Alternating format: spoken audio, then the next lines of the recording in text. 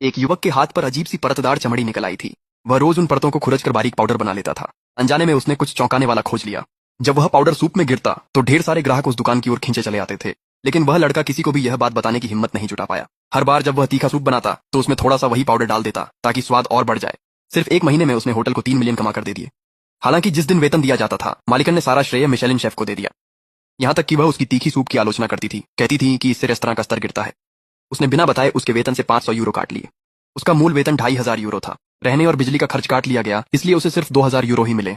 Aunty सुन ने मुझसे वादा किया था कि वह रहने का किराया नहीं लेगी। मैं तुम्हें पैसे देती हूँ, फिर भी तुम जवाब देने की हिम्मत कैसे करते हो? तुम मेरे होटल में रहते और खाते हो, मैं तुम्हें एक प्लेट खाना मुफ्त देती हूँ। अगर मैं तुम्हारे कुछ 100 यूरो काट भी लूँ तो क्या फर्क पड़ता है? सिर्फ एक सूप बनाना कोई बड़ी बात नहीं है। तुम्हें शुक्रगुजार होना चाहिए। मेरे साथ एहसान फरामोश मत बनो। बस करो, अब और मत बोलो। जरा सी बात पर बहस मत करो। मैं तुम्हें सिर्फ इसलिए काम करने देती हूँ क्योंकि तुम अनाथ हो।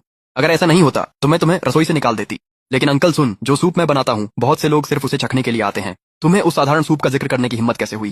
क्या तुम्हें पता है कि यह एक मिशेलिन 5 स्टार रेस्टोरेंट है? ये कोई सड़क किनारे का साधारण सूप वाला ठेला नहीं है। नमस्ते डॉक्टर शांग। क्या हुआ? क्या उनकी बीमारी और बिगड़ गई है? कितने पैसे की जरूरत है? 2500।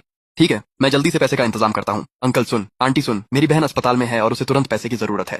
कृपया इस बार मेरी तनख्वाह मत काटिए। मैं वादा करता हूँ कि इसकी भरपाई के लिए और ज्यादा घंटे काम करूंगा। मैं वो पैसे कमा लूंगा जो काटे जाएंगे। तुम दुखी होने का नाटक कर रहे हो ताकि मुझे भावुक कर सको। मैं तुम्हें बता दूं कि तुम्हारी दुख भरी कहानियां मुझ पर असर नहीं करती। तुम्हारी बहन की समस्याएं हमारी नहीं है। बहुत अच्छा, मैं ये नौकरी छोड़ता हूँ।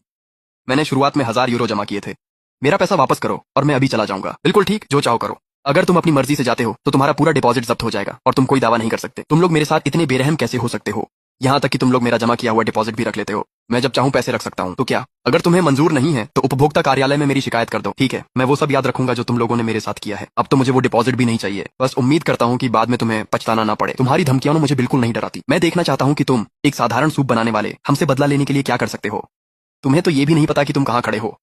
अब चले जाओ, तुम्हारे बिना हम और बेहतर रहेंगे। भाई मुझे माफ कर दो। ये सब मेरी गलती है कि मैंने तुम्हें इसमें घसीटा और तुमने अपनी एकमात्र स्थिर नौकरी भी खो दी। पगली लड़की, तुम ही तो मेरी दुनिया में इकलौती परिवार हो। अगर मैं तुम्हारा ख्याल नहीं रखूंगा तो कौन रखेगा?